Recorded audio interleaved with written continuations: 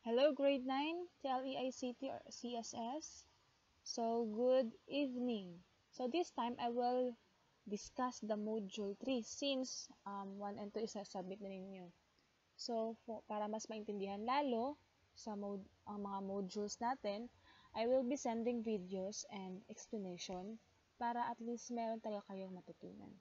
So, this time, sa ating module 3, meron tayong sa lesson 3 natin, meron tayong performing computer operations part 2. Kasi yung part 1 nasa module 2 na. So, before that, define muna natin yung mga following terms. So, we have software. This is the programs and other operating information used by a computer. So, meron tayong actually, tatlong elements ng computer system. So, we have hardware, software, and the peopleware. Ang pinaka-importanting element is yung peopleware, which is the users o tayo, yung mga gumagamit ng computers. So, allow me to explain this one in Taglish or Filipino para mas maintindihan ng marami. Or baka insert po ko dili o binisaya. Okay. When we say software, ito yung mga programs na ginagamit natin or yung mga naka-install sa ating mga computers. Say for example, Microsoft Word. Ano pa? Google Chrome. Microsoft PowerPoint. Lahat-lahat na nandito sa ating desktop. So say for example, saan na ba ito? Ano yung sinasabi kong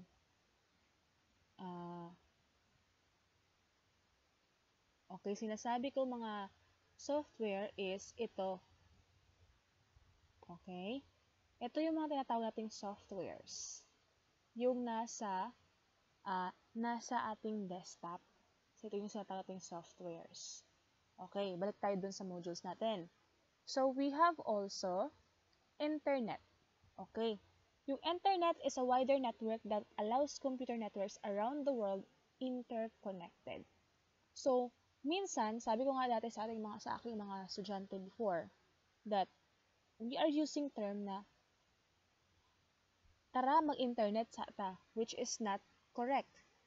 Because and when we say internet, it is the connectivity. Okay? Connectivity ang internet na term.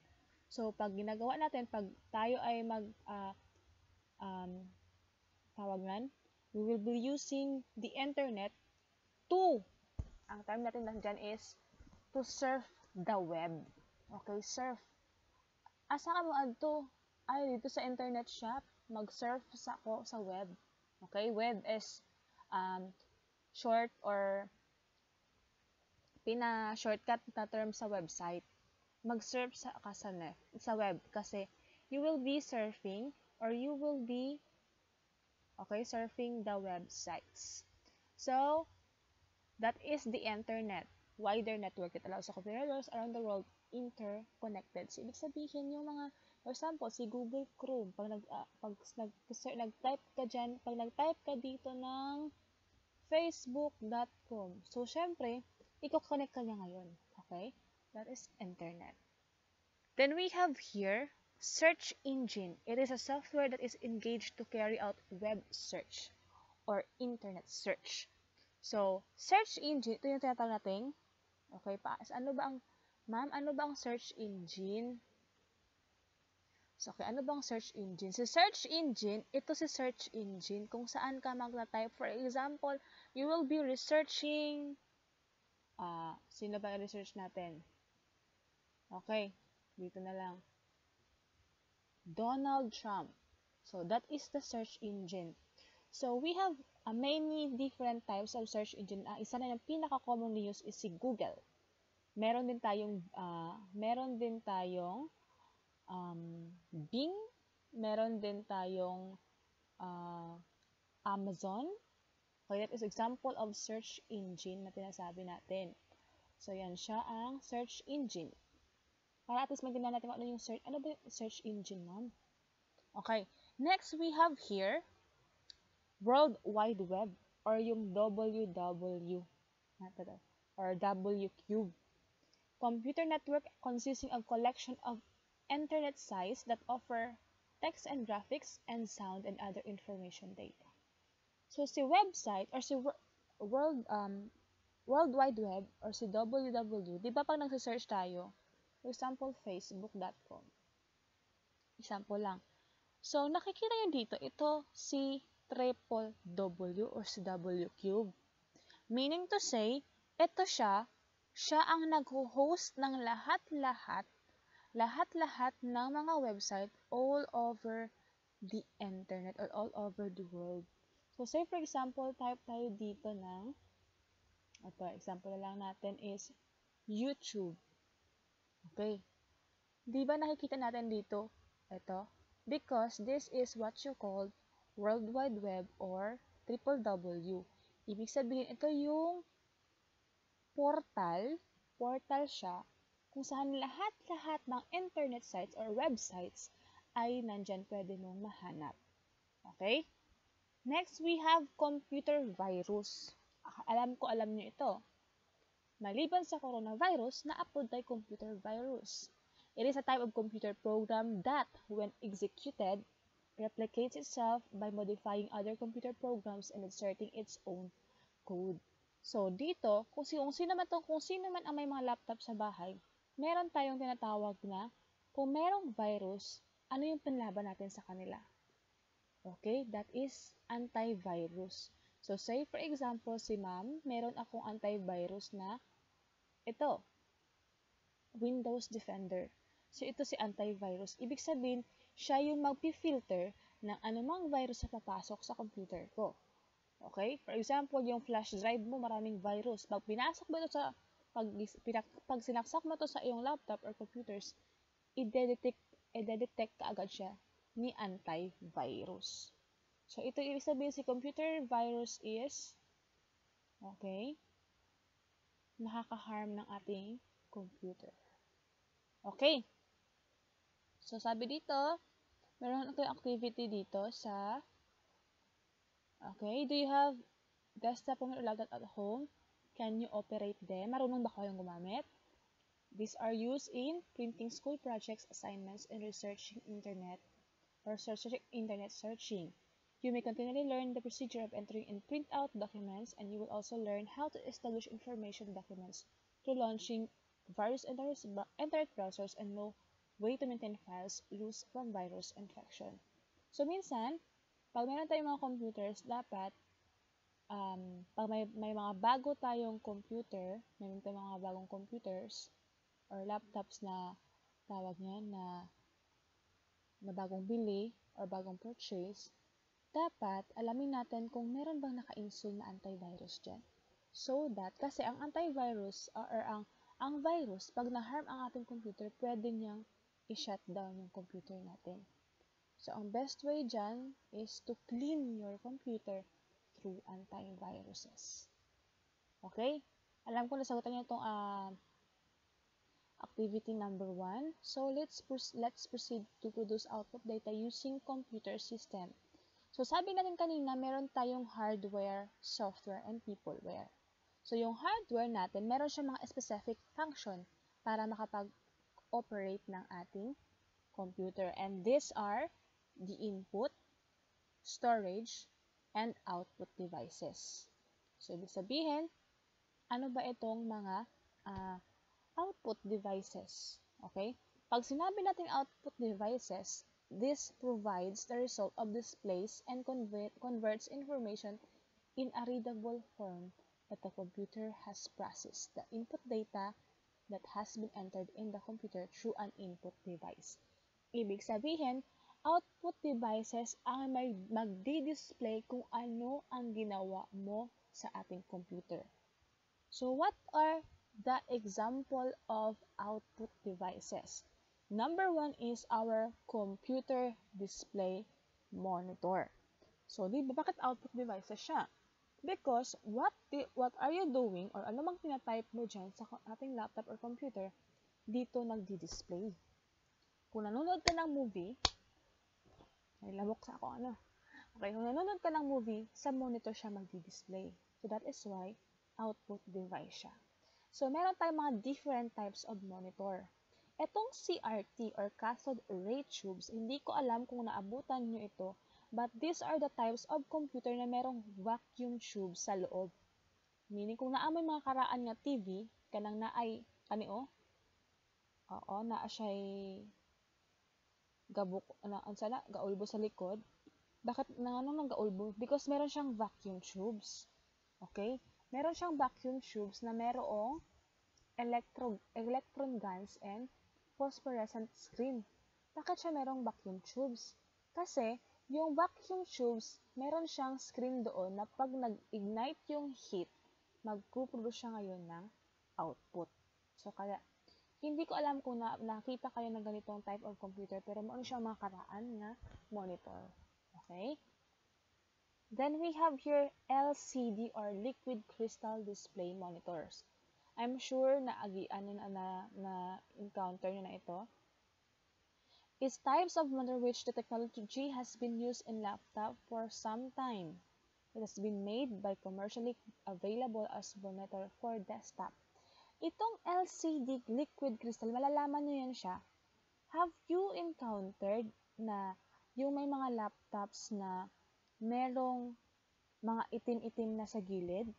For example, dito sa ating laptop na ito, meron siyang malaking, pag naipit siya, nakakita kayo ng black dito sa gilid. Meaning to say LCD yun siya. Bakit LCD?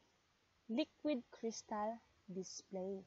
So, pag naipit mo siya, yung liquid, pag nag-crack ang imuhang computer diri so yung liquid is mag-spread that causes yung black or yung mga black dito. Kasi, kaya minsan yung mga laptop natin, wag natin siyang,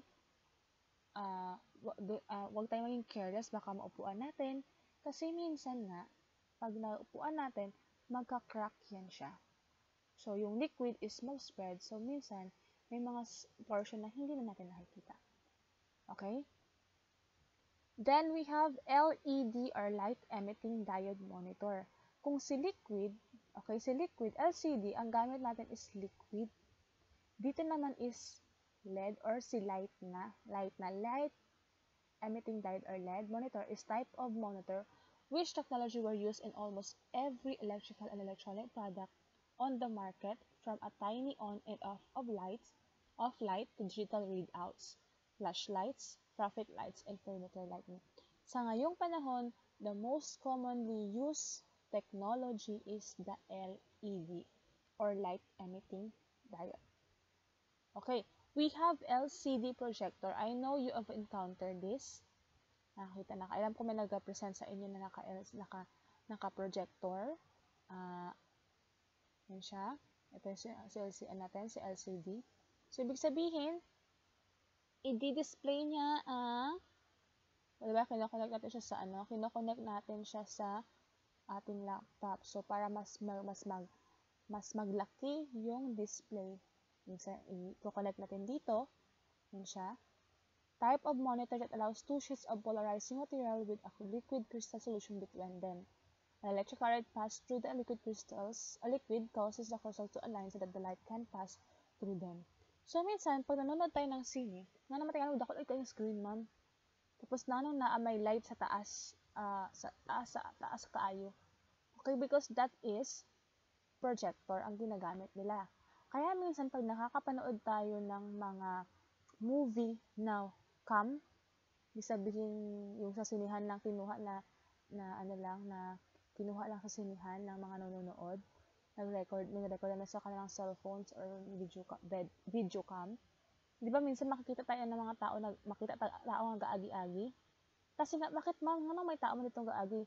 Because yung light is tawag yan yung light na tinatawag natin is murag syempre mag-agi siya. So, matabunan niya ang light. So, ang mag-project sa likod sa LCD natin is yung anino na lang. That is why ganun. Kasi yung LCD projector natin, light siya. Okay? Dapat yung light na nag-project doon sa screen. Pero, ang gina-project niya is yung nasa ating mga monitors o sa ating mga laptops na piniplay natin.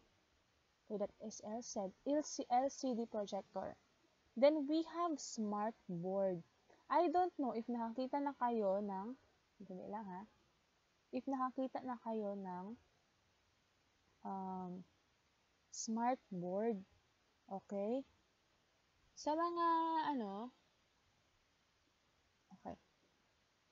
Itong smart board na tinatawag natin, okay, a type of display screen that has a touch-sensitive transparent panel covering the screen which is similar to a touch screen. So, magsisearch tayo dito, ano yung smart board na sinasabi ni ma'am para maintindihan natin or makita natin siya. Dali lang, kahinay ang internet connection. Okay, smart board is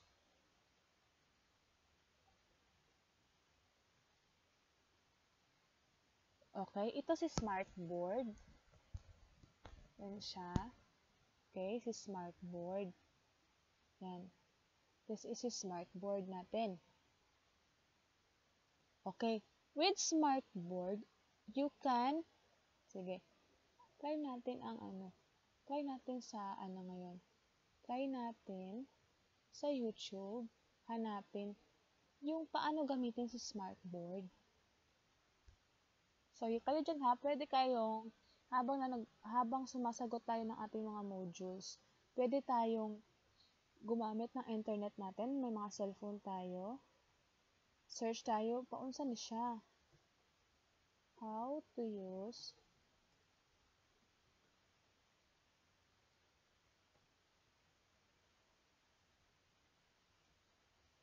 try natin.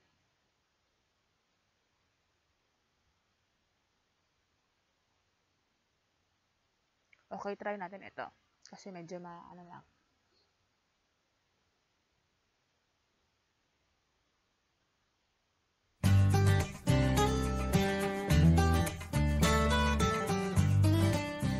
So what makes the smartboard easy to use? That's simple. It has 3 unique features that help teachers deliver inspiring lessons that engage students in extraordinary ways. Touch recognition, the pen tray, and smart notebook software. What is touch recognition? It's the newest feature in our smartboard interactive whiteboards. With touch recognition, you can use a pen to write, a finger to navigate, or a palm to erase. Touch recognition lets you automatically switch between ink, touch, and eraser mode, and there are no extra buttons to press or extra tools to pick up. Writing and erasing is exactly the same, so if you're not familiar with... So, yun si smart board. Okay na? Then, we have also printer, an output device that prints graphics or text. Okay, alam ko nakakita na kayo ng printers. So, meron din tayo mga different types of printer. So, we have inkjet or bubble jet printer. Itong inkjet, okay, sprays ink at a sheet of paper. Inkjet printers produce high-quality text and graphics. Si inkjet or bubble jet printer, ito yung kadalasan nakikita nyo sa school, yung ginagamit natin. That is inkjet printer. Ibig sabihin, kasi ink, spray ito ha, ink ang ginagamit, sprays ink at a sheet of paper. So, we have also laser printer. Ang laser printer naman is same as technology as copy machine or yung photocopy. Laser printers produce very high quality text and graphics. Sa laser printer, ang ginagamit niya, si laser printer, ang ginagamit niya naman kung si inkjet is yung sprays or liquid na ink na binibili natin sa mga shops, yung mga, di ba, may mga liquid doon. Si laser naman, ang ginagamit niya is powdered ink. Okay, powdered ink ang ginagamit niya. Okay, LCD and LED printer similar to a laser printer but uses liquid crystals or light-emitting diodes rather than a laser to produce an image or drum. So, alam ko nakita na kayo ng ganito. Okay, mga Epson na may mga scanner, yan siya, LCD. Pero ito si LCD and LED printer, ang ginagamit niya na ink is yung liquid. Okay? We have also line printer. Usually, itong line printer, ginagamit siya sa mga bangko. Ito yung sa mga bangko natin na mga printers. Contain a chain of character or pins that print an entire line at one time. Line printers are very fast but produce low quality print. Or kanang sa mga resibo sa kirasenda. Kana, line printer ang tawag dyan. Diba? May lumalabas doon na ano sa resibo. Okay, line printer ang tawag natin dyan. We have also thermal printer, an expensive printer that works by pushing heated pins against heat-sensitive paper. Thermal printers are widely used in calculators and fax machine. So, unsa ning naw, ma'am, unsa naw sa thermal? I-search nato karon si thermal printer. What is thermal printer? Sige.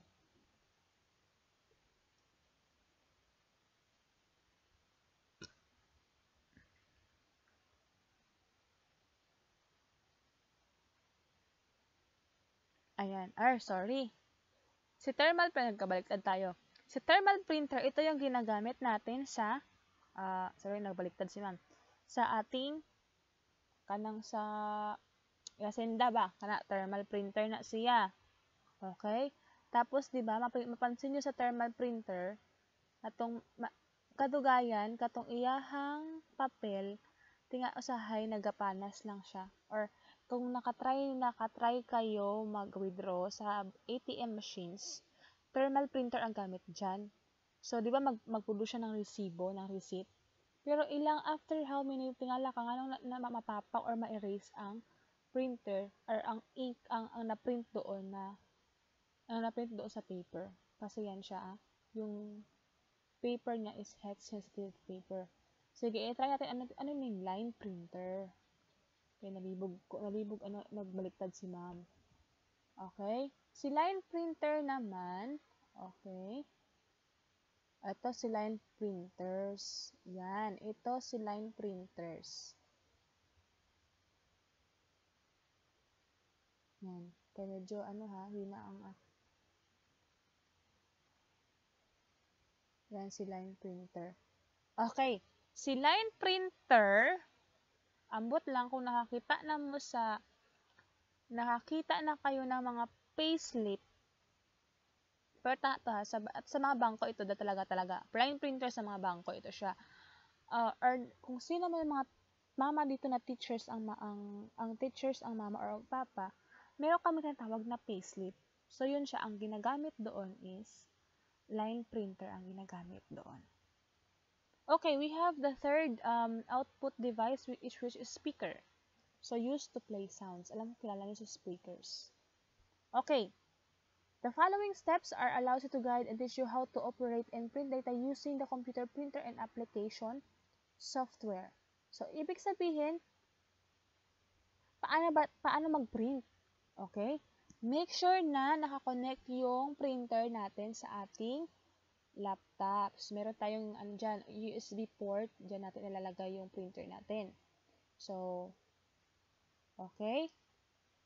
So, paano mag-print? Paano i-print? Ma'am, pwede ko ba itong ma'am, pwede ito siya i-print? Okay, pwede. So, meron dito nakalagay na printer. Pwede.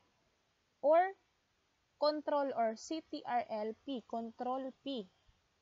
Okay? Pwede tayong gumamit or pwede tayong okay, kabalo.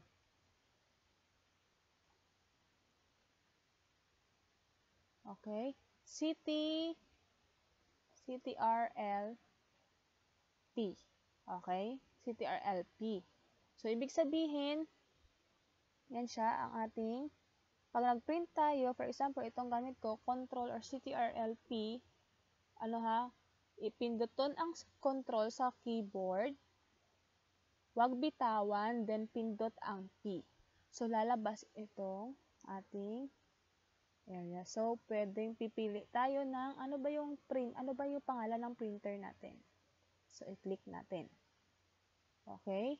So, yan siya. Then, anong page? Pwede tayong, kung buong page, okay yan siya.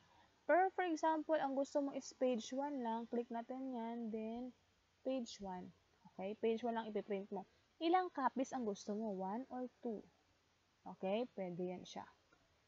Or, pwede din kung gusto nyo talaga sa Word. Kung sa Word tayo magpiprint, hanapin nyo muna si Microsoft Word. Okay.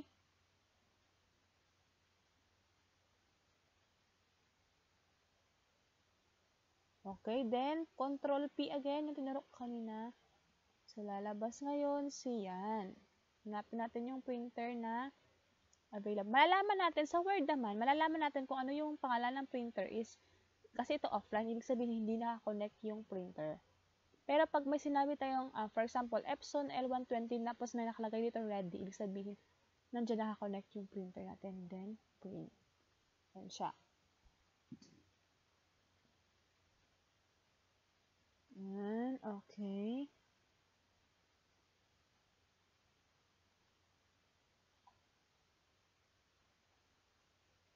Okay, ito sinasabi niya is, ito mga instruction is, okay, how to print data using program application software. So, sabi niya dito, okay, sundin natin tong steps dito para malaman natin. So, punta tayo dito sa, okay, settings ng ating computer. Then, we have dito, printer. Okay, printers and scanner. So, nakita itong add-on dito. Then, yan siya. Add printer. Kung meron na, ito nakalagay na natin. Okay. So, after that, ang sabi dito is, start. Okay, ito yung start button or window start natin. Then,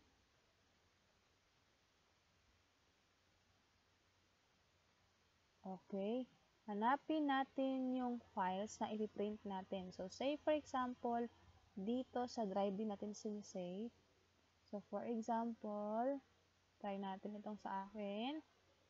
Okay, yan siya. Example, ito yung ipiprint natin. Yan. Sample lang ha. Then,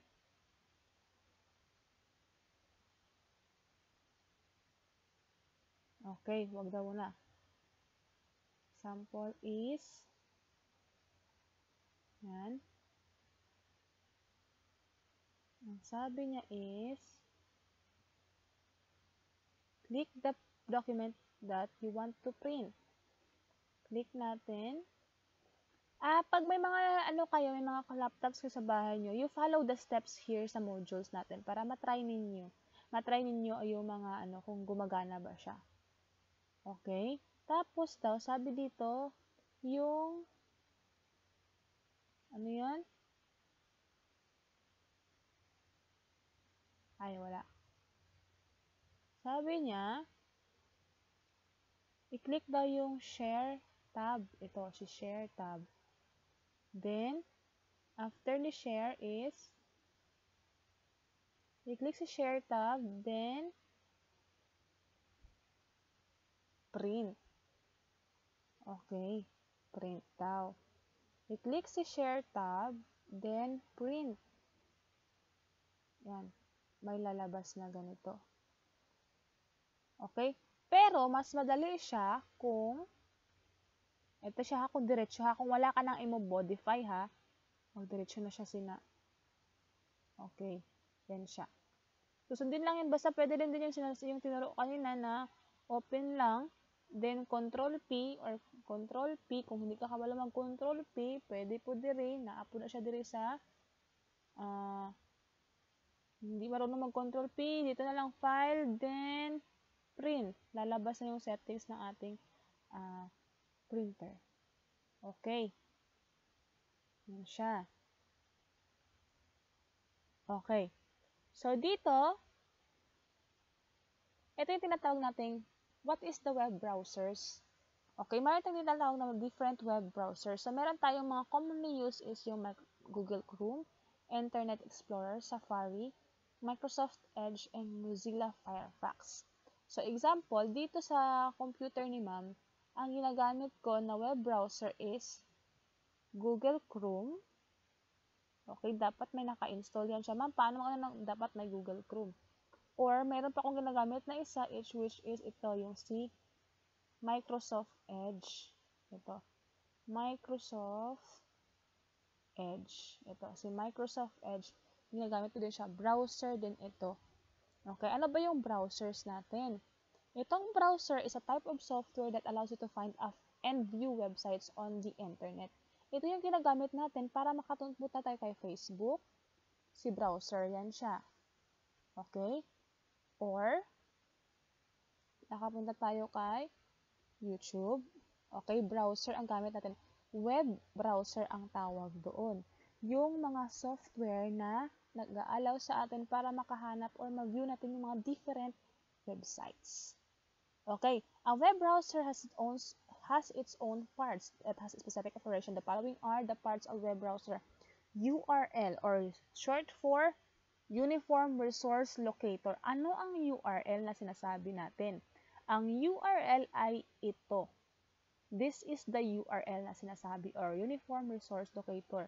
Kung sa Facebook naman, ito yung URL natin. Yung may HTTPS, /www.facebook.com. Ito yung URL na sinasabi natin.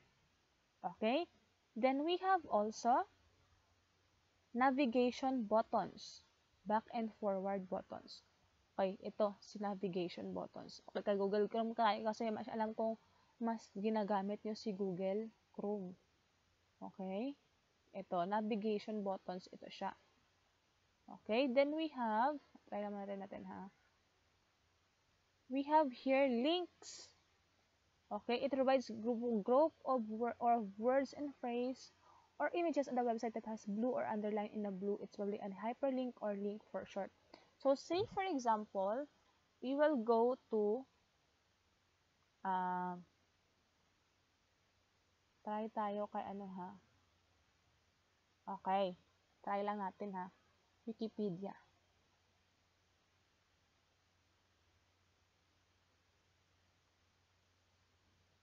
Or hindi, balik tayo. Okay, pag nakakita kayo ng blue, ang color, ang purpose ni blue color dito, sa ating ano, for example, nag-search ka dyan ha, Donald Trump. Ang purpose ni blue color, ibig sabihin that is a link.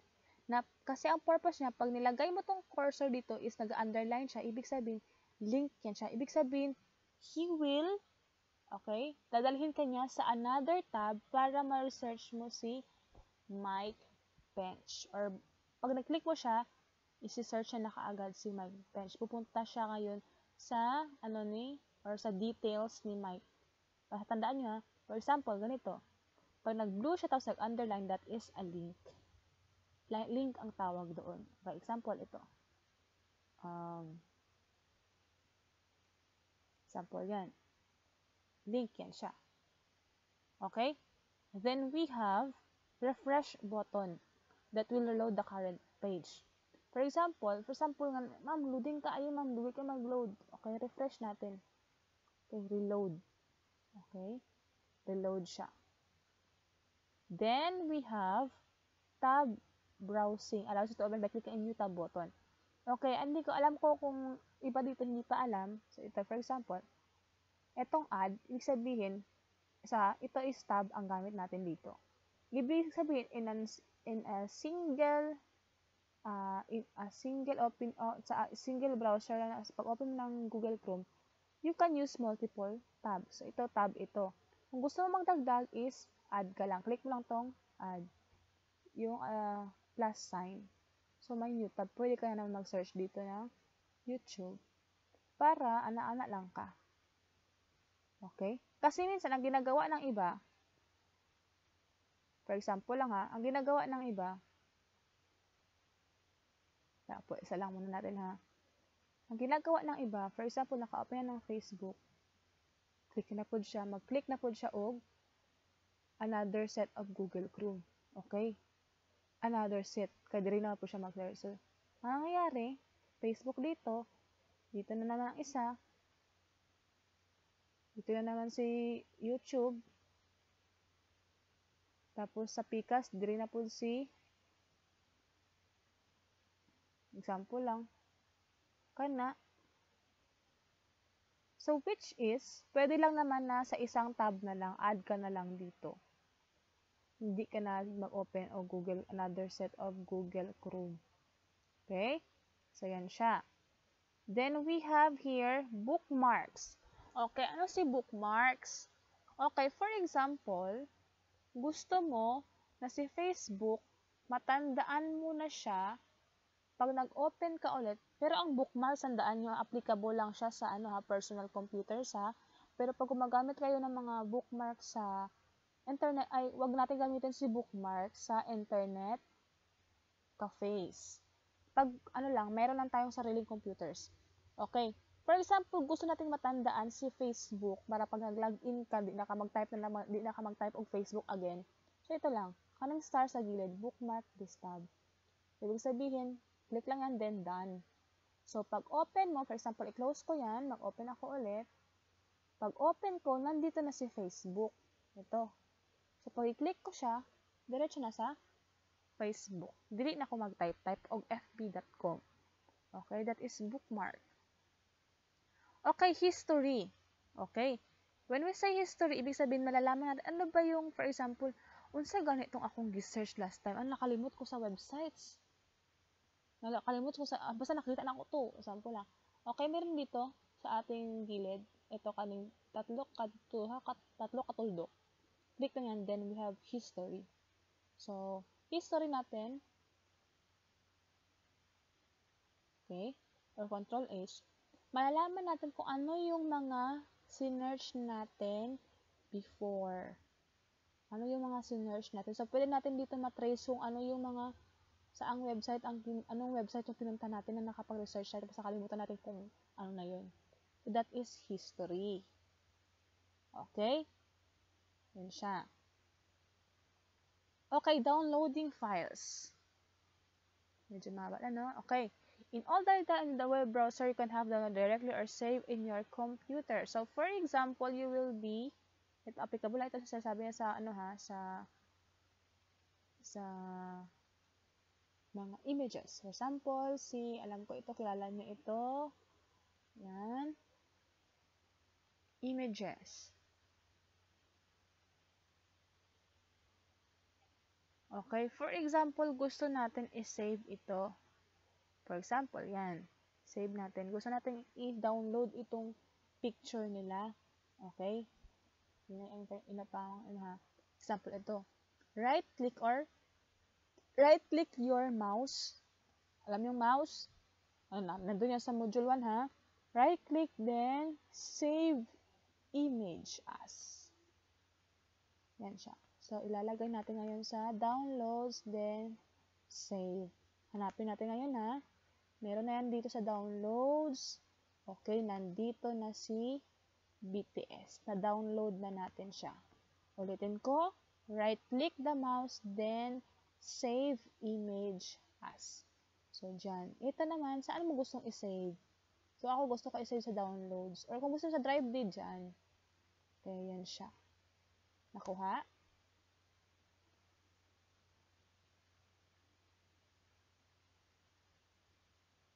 Okay, so next. Ano next? Next na is, yan, save image yun, ha? Save image. Okay? Kung gusto niyo naman is link ang kung gusto niyo naman ang link ang i-save natin, okay, pwede din yun as save target as. For example, ito, okay, save link as, or save target as. Yan siya.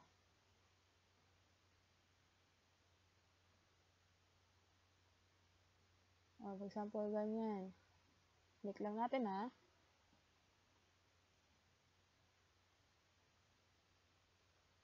Habang proceed tayo.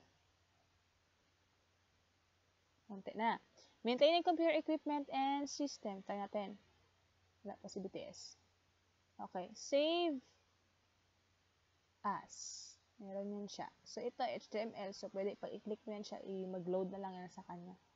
Okay. Dito balik tayo. There are many ways to care for your personal computer or laptop. One best way is providing it with routine care and basic software and hardware maintenance to perform well and extend its life. The following are the ways of extending the life of your computer. So, para gusto mo magtagal yung laptop mo sa'yo, dili nga pila pa lang gali ka bulan, naguba na. Okay? Ito yung mga dapat natin gawin. Itong laptop ni ma'am is second hand lang. Binili ko lang ito ng second hand. Pero, it's been, when I say second hand, nagamit na ng iba, binili ko lang. Ganun siya. So, ibig sabihin, itong laptop ko is 4 years na. Kasi, magaling mag-alaga si ma'am. Charot. Okay. So, ito. Install all antivirus software. Yung sabi ko kanina. Okay? Pag hindi natin alam, ano lang, ma'am, paunsa, kung na mga laptop, pwede man you can approach me. Ma'am, paunsa mag-install of antivirus. So, dapat natin lagyan ng antivirus to provide or to protect our computers from the viruses na pwedeng magkuha sa mga different flash drives ng ating mga classmates or mga kasama kakilala na nagasaksak lang sa ato ang computers. Then, perform regular software updates. Okay, ibig sabihin, updates na contain fix for bugs and as well as enhanced features because updates. Okay, itong mga laptops natin, minsan, i-update natin. Meron siya mga settings na i-update natin. Okay, para at least, regularly, ibig sabihin, kahit yung mga Google Chrome, may mga updates na sinasabi natin. Every month, nag-iba yung version. So, i-upgrade natin. Okay? Yan siya. Kung medyo may nakikita na tayong, alam nyo kasi kung merong something na kakaiba sa gamit ninyo. So, pag may napansin kayo kakaiba, kung hindi natin alam paano, then you can consult mga technicians or yung mga may alam sa computers. Okay? Run computer maintenance. Computer maintenance is an important step in protecting your computer. Scans and updates are also necessary. So, ibig sabihin, hindi lang pwede na, may antivirus na okay na siya.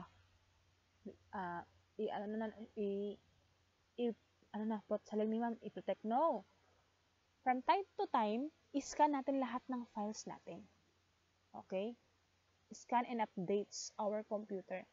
Kung mapapansin ninyo, meron minsan yung computer natin before siya mag-shutdown, di ba, may nalakagay, do not turn off updating. Okay? Huwag natin iti-turn off. Hayaan natin yun kasi nga nag-update yung computer natin.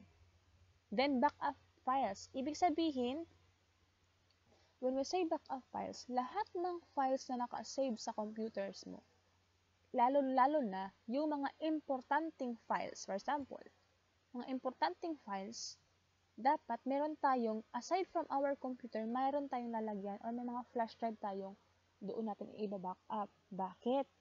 May tendency kasi na pwedeng may mangyaring masama sa ating computer. Pwede na mag-shutdown lang siya bigla. Or pwedeng makurap yung mga files natin kasi merong flash drive na sumaksak na maraming virus. So, mas maganda if meron yung mga pinaka-importanting files natin is meron tayong backup sa ating mga flash drives or sa mga external hard drives. Okay, clean the screen. You should keep the screen by using the soft cloth or wires which are made for electronics. Okay, yung mga monitor natin sa bahay or yung mga laptops natin, basin, pila ka years, wala pag itrapuhan. Tapuhan po nato na siya. Okay? Soft cloth or yung, pwede yung mga tissues, pwede natin siya. Remove dust vents from the vents and fans. Okay? Yung ating mga yung lalo na kung sa bahay natin, sige lang, kung mga PC gani, di ba may mga computers tayo. So, yung mga likod-likod, trapuhan po na to. Okay, yung mga alikabok tanan pati sa mga keyboard, na siya. Para ito sa iyang system unit, okay? Use a surge protector. Just one power surge can fry your computer while it's plugged in. Protect your system with an expensive surge protector and carry one with you too. Okay? Kung napapansin niyo sa ComLab, meron tayong tinatawag na anong tawag doon? AVR or Automatic Voltage Regulator. Ibig sabihin, dapat hindi lang siya directly nakasaksak sa saksakan. Okay? Meron tayong automatic voltage para kung nag-run out, lang siya, na hindi madali kaagad masira yung computers natin. Meron siyang, or may talatang UPS. Okay? Or, yung UPS natin is, matingala mo na usay mapansin nyo may nagatut. Okay? Yan siya is, for example, nag-run out, mabibigyan ka pa yan ng ilang minutes to properly shut down your computer. Okay? Kasi parang ano siya, mura siya power bank. Na habang nakasaksak siya, habang may kuryente, nag-charge na siya. Pag nag-run out, okay, kung iyahang battery ito nakuha niya ng energy from habang nakasaksak siya, amo to siya ang mag-sustain muna sa ating mga laptop so that pag nag-run out, naka-properly shut down pa tayo. Make sure, always remember na yung mga computers natin or yung mga laptops natin is i-properly shut down natin. Ma'am, paano yung properly shut down? Meaning to say, ang properly shut down is dito tayo, then ito, then shut down. Okay? So, huwag nating hayaan na mag-drained out yung batteries natin baka kasi makakasira yun siya sa ating hard drive. Makukurap yung pag sinabi natin hard drive, pag ang hard drives na kurap, yung mga files natin, wala na. Okay? Or pwede din masira yung battery ng ating laptops. Avoid extreme temperatures. Okay? Moderate temperatures 68 to 621 degrees Fahrenheit are ideal for temperatures for computer. So, i-avoid leaving your laptop in a hot car or the cold damp basement for instance. Ayaw painiti ang laptop. Basta na may laptop, dadalawon kay dahil lagi laptop, dadalawon sa initan. So, no, you cannot, dili mo siya pwede bili na lang sa mga car. For example, nagabiyahe kayo, tapos nadala kayong laptop, tapos mainit masyado. Do not leave your laptops on the car. Kasi nga, pwede pag sobrang init, okay, masisira yung laptops natin. Okay, carry laptops and cases. Okay, pag nagdadala kayo ng laptops, dapat meron tayong mga bags, laptop bags, or nakalagay talaga, meron kayong bag na nalagyan. Dili siya pwede nga, daladalahon lang siya nimo nga, ginagunitan, or ano lang, diba? Kasi minsan, para avoid sa mga scratches or sa mga gasgas or asin mahulog or yung makakawa ng mga alikabok sa labas. Yan siya. So, dapat may lalagyan or mga laptop bags tayo. Okay. So, meron kayong mga activity dito. Yung mga activity dito is nandoon lang din sa diniscuss natin. Siya. Okay, yung mga true or false. So, I hope you have learned mas may naintindihan kasi nga kasi inexplain na ni ma'am. So, yan siya. So, that is for module 3.